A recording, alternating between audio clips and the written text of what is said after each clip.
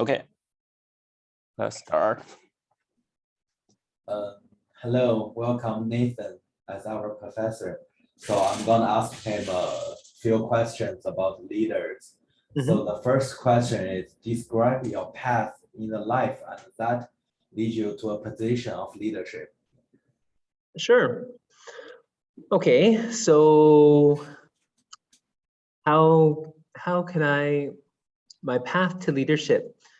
You know, I never imagined really that I would be in any kind of leadership position. I think when I was younger, I was especially in my teenage years, I think I was very lost.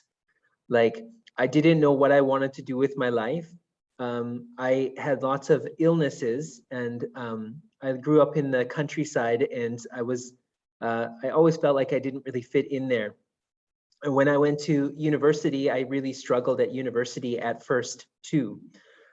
It was hard for me to see that I could ever be in a position where I would do something great or something worthwhile, because I seemed to struggle with so many physical illnesses. I had asthma and eczema, two diseases that caused me problems every single day.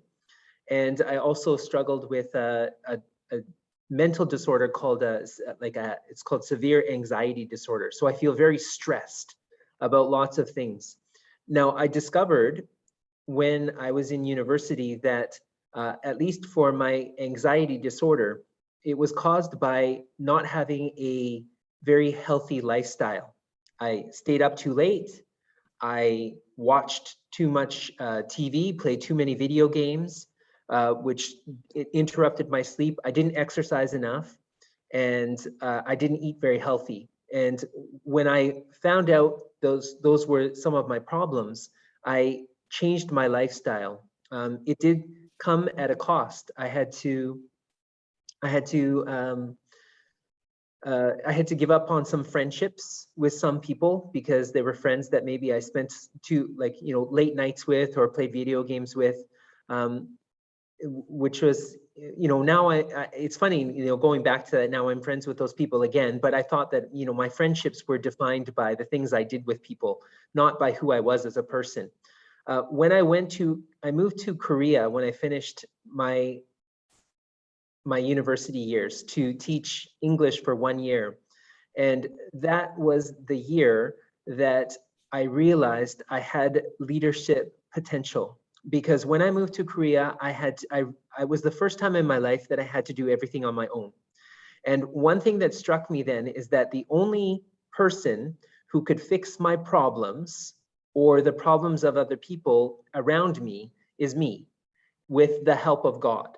So I believe in God, and I believe that God directs my life. And then I realized when I was in Korea, because when you go to a foreign country where maybe you don't speak the language very well, and I don't speak Korean very well, I had to fix my problems, and no one else was going to help me. And so I could only rely on God and my own ability. And while I was there, I taught children. And I realized that children are, like all humans, children are people that need direction in life, and they need people to teach them.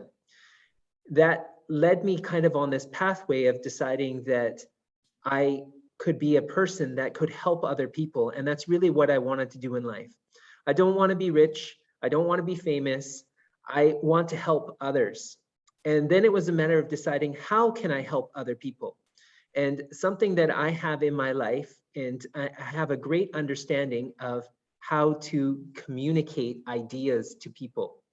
And so I can read information, sometimes very difficult information, and then I can tell other people what it is or what it means. And I realized then that I could be a teacher that teaches other people how to communicate more effectively, and how I do that. Now, I've had help from lots of people along the way.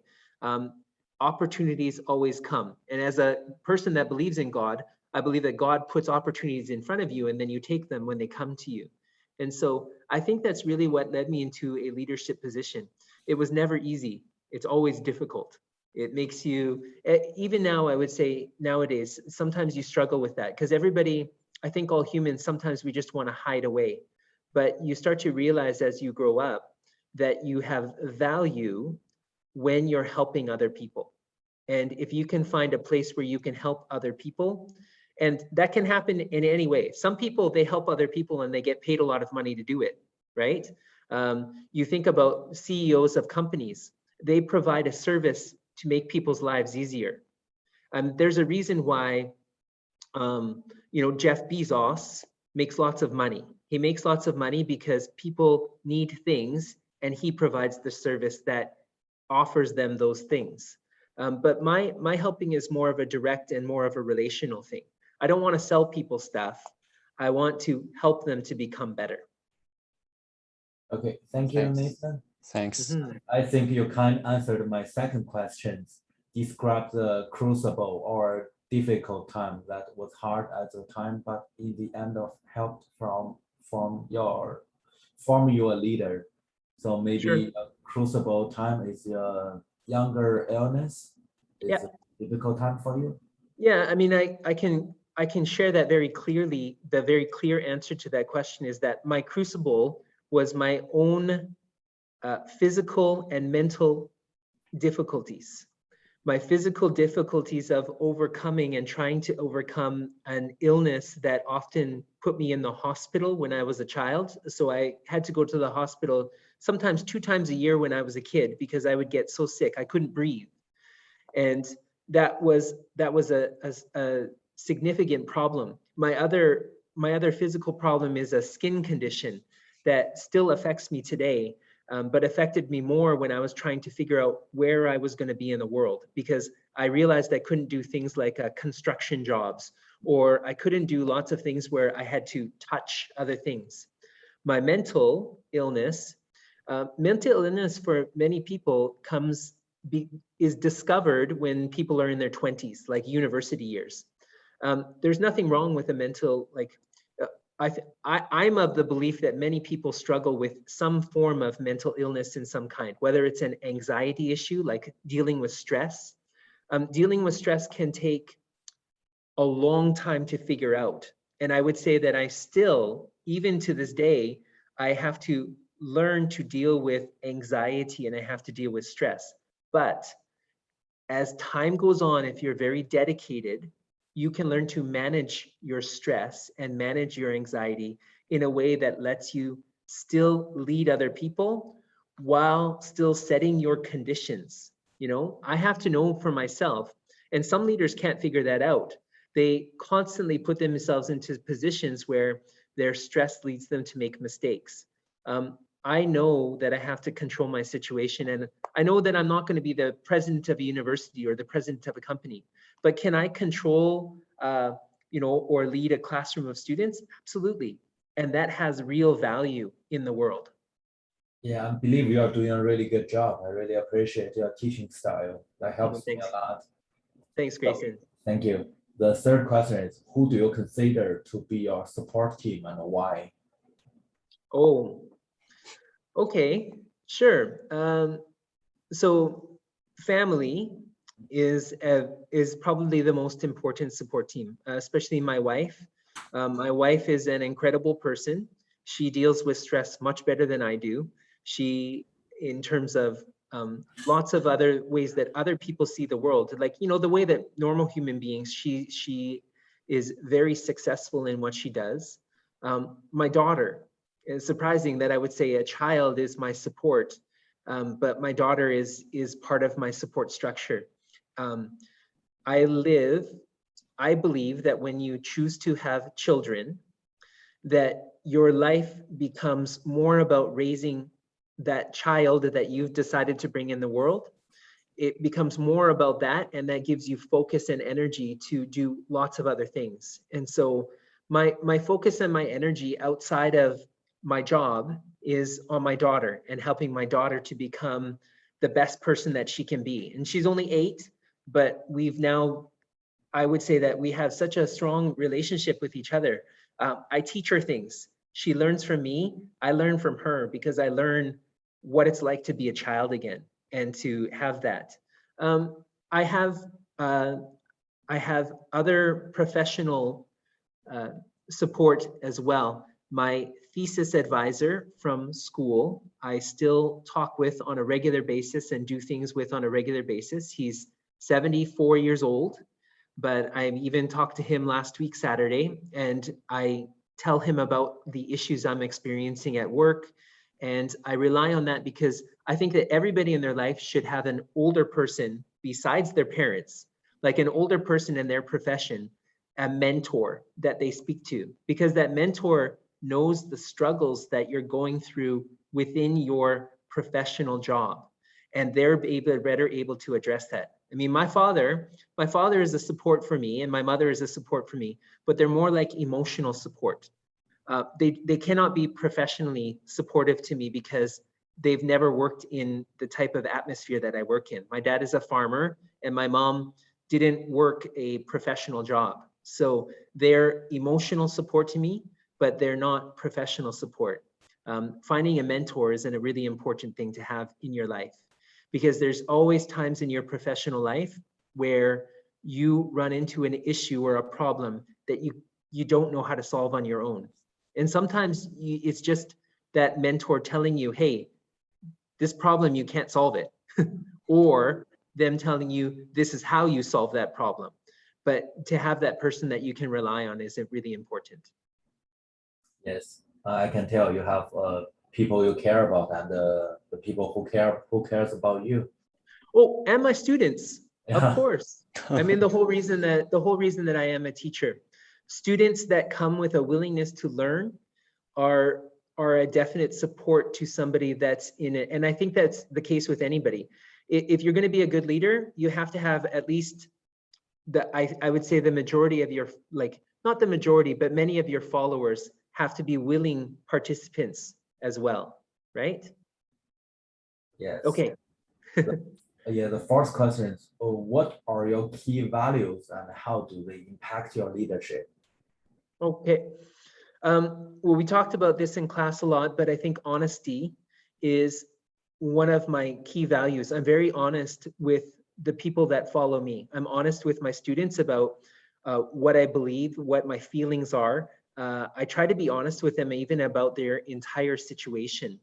I believe honesty is important because honesty builds trust, and trust is the only way that you really get things done in a positive way. You can get things done without a trust relationship, but it's extremely difficult. If you don't trust the person that you're working with or that you're doing things with, you're always going to be hesitant to be completely willing to work through things. So I think that honesty is an important as a most significant aspect of leadership in this particular field. Like, I'm in education. Honesty is important in education. It may not be as important in other things, but it's definitely important here. Another thing that I think is very important is clarity. It's impossible to get things done if you don't know what you're doing. And it's impossible for followers to get things done if they don't know what they're doing. Now, there's always going to be a sense when you're a follower and you're learning to do things, there's always going to be a sense that you're not really sure if you're doing the right thing. But if you have enough guidance and detail and clarity, then there's usually not an issue. And then usually the followers are able to achieve their goals. So that's an important thing. And it's something that in my job as a leader right now is lost. Doing online education, it doesn't work well for clarity because you need to often be in person in order to achieve that with a big group of people. If I was doing like one-on-one or like or teaching like 5 people, no problem to do online. It's easy because you have enough time to work through that. But when you have 60 plus, so 60 or more people, it's very difficult to do that in an online system where you're training people to become professionals. Yeah, hopefully the COVID thing is getting over really fast, so we can have school campus. Absolutely. Yeah. The 5th question is, describe a few key people in your life who have formed or impact your leadership. So this question is very similar to your support team. Sure. Yeah, so my mentor, his name is Bill Acton. Bill Acton is a person that's had a lot of wonderful experiences in life. He's very energetic. He tries to be as helpful as possible to the people that follow him, his students. He doesn't give a lot of clarity on things because he likes people to explore and to figure out their problems for themselves. And I agree that at the master's level, which is when I met him, at the master's level of education, that's great. Because master's is about people that already have the knowledge of something and now are trying to be a leader in that, whatever they've decided. My wife, Sang, is a very realistic, practical, but positive overall person. She's very good at getting things done, and she motivates me to work quicker because I work slowly and she works very fast. And so she's shown me often how to get things done. She's also not shy and she's not hesitant to do things. She's learned in her life to be very bold and aggressive, and that's taught me a lot too. My daughter is a lot like me. And so she's slow to learn things, but she's very caring and honest. In fact, I've never met a child as honest as my daughter. I'm sure there are honest children out there, but I've never met somebody so honest. She tells me everything, even if it's going to get her in trouble. She doesn't care. She'll say the truth and she doesn't want to hide it. So that's a pretty impressive idea. So I've learned all of those qualities from all of those people. And then when I talk about my students, you know, for the most part, and it's hard to describe students as a whole population, but I have a lot of admiration for international students. They're people that have decided to do something extremely difficult, to do a degree, a university degree in another language. And they're all about intercultural communication, communicating between cultures, which is so important nowadays, and becoming experts in that. And that motivates me every day to help them to achieve success in that way. Okay, thank you. And I'll let Benny ask the last question. Thank you. Yeah, you're welcome. I think it's not the last question, it's last 5 questions. Before I start, do you have to get a drink or? Nope. Okay, Nope, let's, good. okay. And the 6th question is, how did you discover your sweet spot to know the profession that works best for you? Oh, I don't know if that's possible. You know, even I question myself sometimes. There's so many factors that go into figuring out whether you're doing the right thing or not. And in our world nowadays, it's become so difficult because most people, well, you need to find a profession that pays you money and pays you enough money to afford, you know, a lifestyle that you feel is you're comfortable with. That's difficult to achieve now, even in especially in a place like Vancouver, where things have gotten, you know, very expensive. But it's probably a similar idea to the experiences that you'd have in China or in South Korea or in other things. Life used to come very easily to people in Canada, and it doesn't so much anymore. And so it's hard to balance that. What I believe is that it's not about me finding the right thing for me. It's about what God, and in the sense of believing in God, it's not like God, you know, speaks directly to me and tells me what to do, but God has provided the opportunities that I have first chosen to pursue.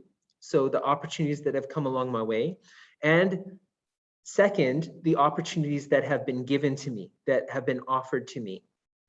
So teaching at a university is something that I always wanted to do since I was young. I wanted to be a university professor. And so that idea, I can believe, was given to me by God, and he was directing my pathway. Now, the other thing is whether the opportunities came. Did I think that I was going to be a teacher of writing? No. I thought, you know, I assumed when I was younger that I would be a university like history professor or philosophy professor or an English professor. I ended up here based on many circumstances that came along my way and the opportunities that were given to me. People that may have seen that I had a skill in and a passion for working with international students and people in other cultures. And so I think that now I'm very comfortable with this role and the idea of teaching. Do I like the subjects that I teach all the time? Not always. I wish there was more variety, but I could achieve that if I wanted to. I know that I'm helping students at the level they're at right now, and that's important. Thanks. Thanks, Mhm. Ian. And I think the 7 and 8 question similar is in the leadership style. I mean, in the school, what's your work style in the office, and when you're back to home, what's your hobby to your family like that, and how do you find a balance with the work and the family? I mean, Sure. Okay, well, my leadership style, I wouldn't typify it as any like specific theory, but there are aspects of of a lot of the theories that I've learned. At some point in time, you'll probably learn about servant leadership, which is a leadership style that's based on the leadership of Jesus, in fact. So Jesus Christ, and as a Christian, I admire the leadership of Jesus, which is a similar style in a way to the leadership of another famous leader, Gandhi, in India, who was much the same in that sense. The belief that you lead by first realizing the needs of your followers and then trying to fulfill those while having a goal orientation. So we have a goal in mind that we want to achieve, but I'm not going to achieve that by just telling you what to do all the time. I'm going to achieve that by trying to figure out, well, what do you need in order to achieve that goal? So that's a part of what I believe in terms of my theory of leadership. There's value in service, and there's value in showing that you're willing to do even the most trivial or the smallest of jobs in order to achieve those goals. I think authentic leadership, which we're learning about right now, has some aspects to it that are very powerful as well. That they have goal orientation as well in their leadership style, but I also think that they have an emphasis on building trust and practicing honesty through self-awareness. You need to know yourself well. You need to know your own weaknesses and be honest about those weaknesses with your followers. I don't think that people nowadays, especially in education, want to follow somebody that looks perfect. Perfection, and if you're trying to give off the perception of being a perfect person, seems artificial, it seems fake. And so that I believe that people should know that, hey, I'm really good at these things, not so good at these things. I'm willing to apologize for mistakes that I make along the way, and I think that people should see me make mistakes in order to understand that mistakes are okay. I think that my leadership here in my profession is exactly the same as how I lead at home, or the way that I am at home. I don't see that there's much difference between the ways that I do things. My wife, though, she tell you that I have a lot less patience with her, specifically at home, but I don't know if that's true or not. And my daughter, I treat her the same way that I treat my students. I really care about people. And so it's not hard to lead in a caring fashion in education. It may not work in other industries, but it definitely, I think, works effectively in education. And the balance at home, it's always a difficult thing to do, but it's all about what your priorities are. Could I work more to make more money, to buy more things for myself? Probably, but why would I want to work harder at the sacrifice of spending time with the people that I've chosen to live with and to sleep in the same house with, right? Finding that balance is, to me, it means that you sacrifice some of your professional goals sometimes and professional things that you could be doing in order to find balance. The thing about having it, like I have a small child right now, I really believe that when a child is really small, as a parent, I need to spend as much time with my child as she's small, because my belief is that you should raise a child to independence.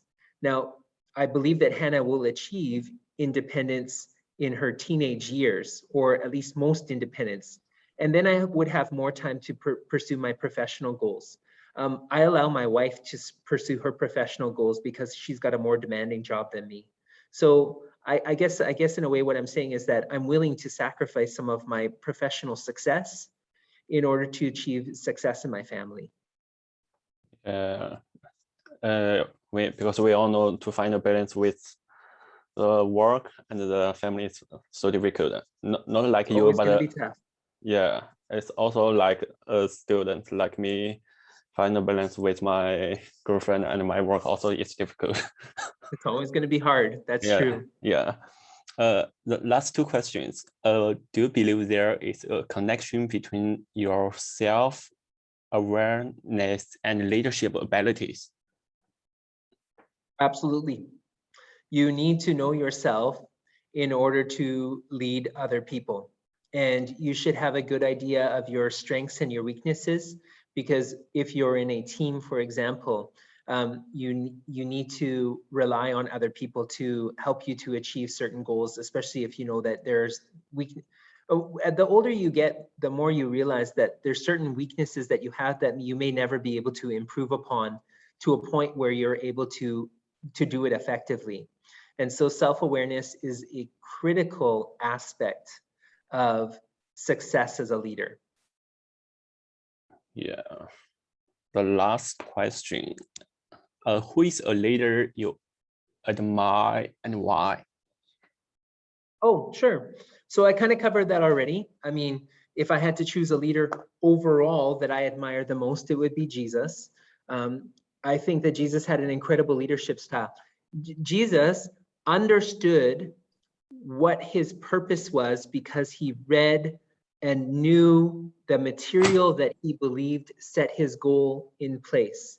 And then he was willing to sacrifice everything for that, but not sacrifice, I say, in the sense of harming other people. He always sacrificed to help others. That's an incredible thing.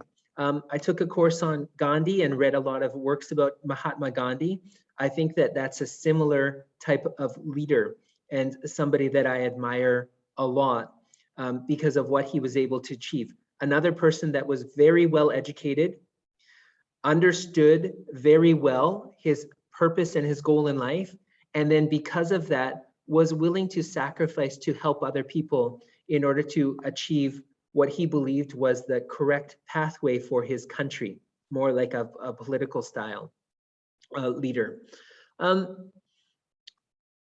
I think past that, there's not a whole lot of other people that I really, really admire beyond any doubt as leaders. Those are the two that I kind of gravitate towards most when I think about how I would like to be as a leader.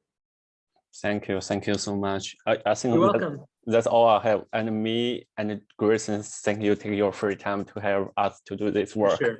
Thank you so much. Sorry, I thought this interview only take like 10 to 15 minutes, but it ends like half an hour. Sorry.